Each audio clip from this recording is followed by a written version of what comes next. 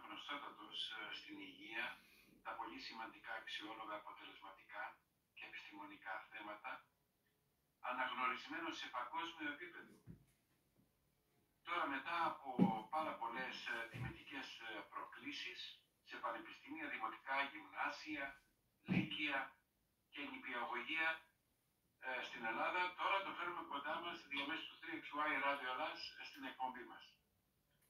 Με θέμα 1, θεραπευτική αναγνωρισμένη μέθοδο Τσέρτος 2.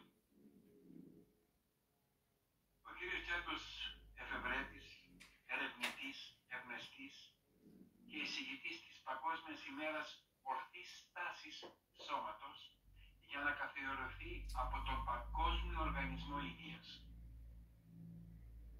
Ορίστηκε να εορτάζεται κάθε χρόνο στις 4 Μαρτίου. Ο κύριος Γιώργος Τσέρτος είναι επιστημονικός συνεργάτης του Πανεπιστημίου Δυτικής Αττικής Σχολή Δημόσιας Υγείας από το 2019. Σήμερα lecture 3 πανεπιστήμιων, ΠΑΔΑ, ΕΚΠΑ και ΕΣΔΗ και πολλά άλλα που θα μας μιλήσει ο ίδιος.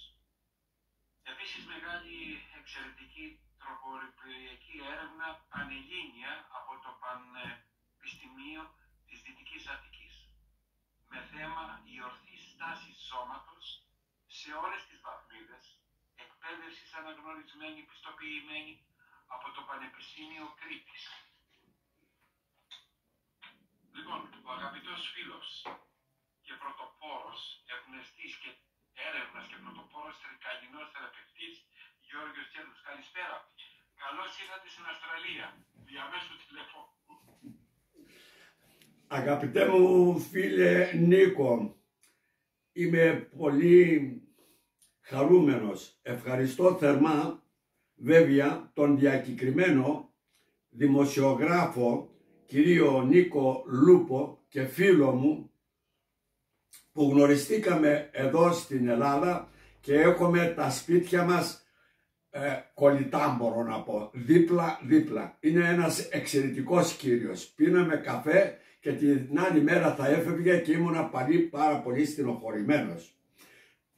Λοιπόν, τον ευχαριστώ θερμά για την τιμητική πρόσκληση την οποία δέχτηκα με χαρά να μιλήσω σήμερα 11 και 4 ώρα Ελλάδος, 3 Τετάρτου το 2024 στο ραδιοφωνικό σταθμό της Μελβούρνης, Ράδιο Ελλάς, ραδιοφωνικός σταθμός στην Μελβούρνη, στην ομορφότερη και πλουσιότερη χώρα του κόσμου.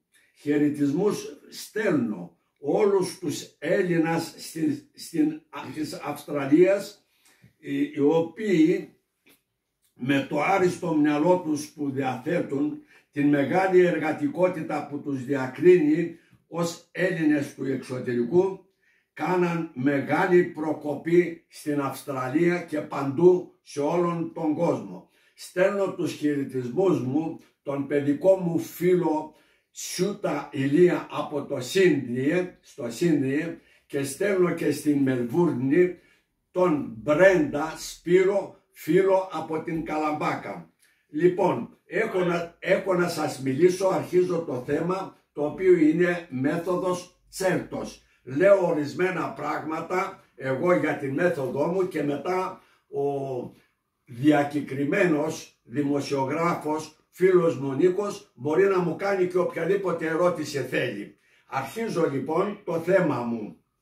Θα προσπαθήσω να αναφερθώ σύντομα και απλά στην αποδεδειγμένη και αναγνωρισμένη μέθοδο Τσέρτος για την ορθή στάση του σώματος, η οποία αποφασίστηκε να ενταχθεί στην εξεταστέα ύλη του παιδαγωγικού τμήματος του Πανεπιστημίου Αθηνών.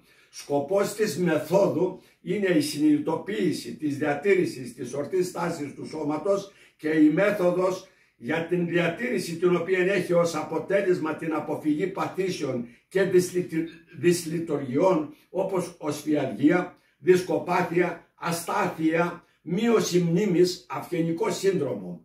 Γνωρίζουμε ότι σήμερα πλέον οι άνθρωποι και κυρίως τα παιδιά